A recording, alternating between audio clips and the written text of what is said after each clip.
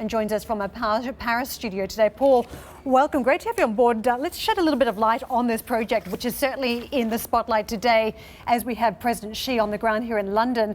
How key is this going to be to the future needs of the UK customer, and how much money is being ploughed into it by the government?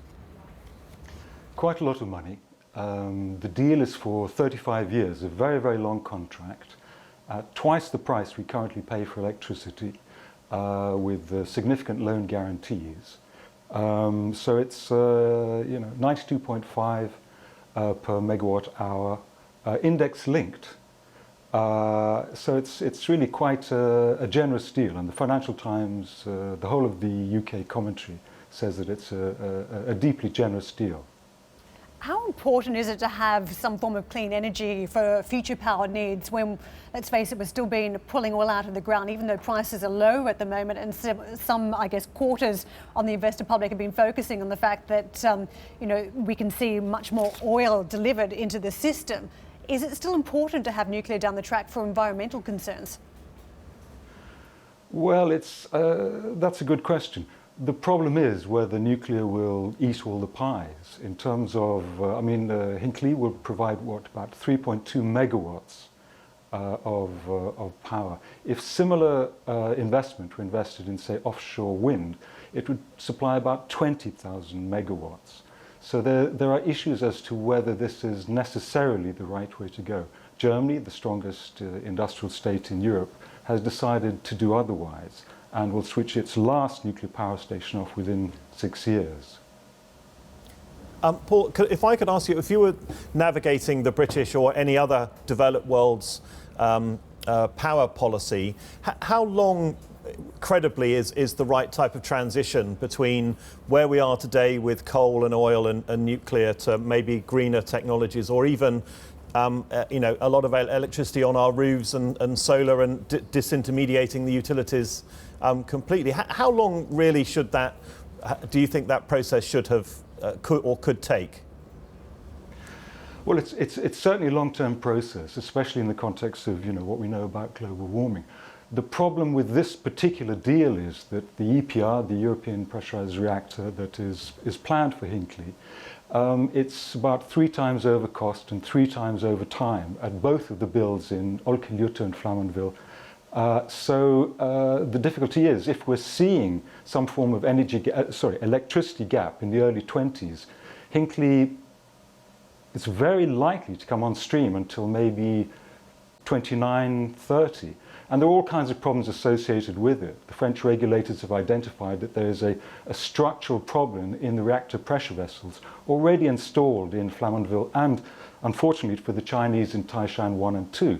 So it'll probably take about up to the middle of next year to understand what's going on. And if there's one problem that you don't want with a nuclear power is a problem with the reactor pressure vessel. So the key problem is this: if we invest so much money, so much of our interest in what looks like to be a problematic reactor, we won't really have enough money left over for what is essentially the renewable evolution, which is largely being supported, as I say, by Germany. The levy control framework, which supplies all of UK funding for low carbon renewables, will be essentially eaten up by nuclear, and there'll be nothing left for true renewables. And you're seeing the decimation of the renewable market in the UK now. I take your point, Paul, and it's very well made. But just to round the circle on this one, you say the UK government thinking is an almost perfect combination of ideological hubris and evidence-free policy making. The problem as well with the alternatives that I think you're championing, such as wind and specifically, I guess, offshore wind, is that it too is very ineffective when there are power surges. It's very ineffective potentially when you have too much wind. It is stunningly expensive. In fact, I remember speaking to the CEO of a huge wind supplier who said, you're absolutely right, the mechanisms are not right, they're not efficient at this moment, and we're on a time frame. And just the other alternatives, such as wind offshore, they're just not viable when we need the energy at the moment, are we? So we have a security issue on our power supply. I don't think that's necessarily true. I mean, as I say, that there are such problems with the EPR reactors. I mean, they are 3 times over time. Hinkley won't even be started to be built before you know, because of the reactor pressure vessel problems. And also, by the way, it's subject to an Austrian legal challenge through the European Courts of Justice, which will take maybe up to 2 years to go through the European Courts of Justice. So you're talking about the beginning of a Hinkley build at maybe 2018, 2019. And if you look at Flamanville and Olkiluoto, the other 2 EPRs that are being built in Europe, you're talking about maybe a 10-year plus build. So you're talking about, as I say, the late 20s before Hinkley generates 1 iota of power. Now, in the meantime, if you really want to look at energy, energy efficiency, bangs for buck is really what it's about. And it is, according to Germany, the strongest industrial state in all of Europe. You know, the next big thing is truly the renewable evolution. This notion that renewables can't do it is deeply problematic. And also you're talking about whole other sort of sets of issues around energy efficiency, energy management, demand side management, and key to this all is grid upgrade.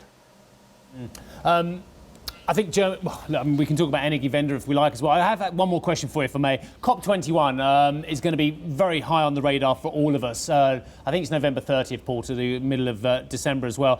Do you think this could change the playing field for countries such as the UK, for the entire energy resources that we're putting into the 21st century? Well, it's a problem because of the UK energy policy. For what seems to be political reasons, we seem to be locking ourselves into an inflexible situation whereby potentially we could conceivably miss our targets.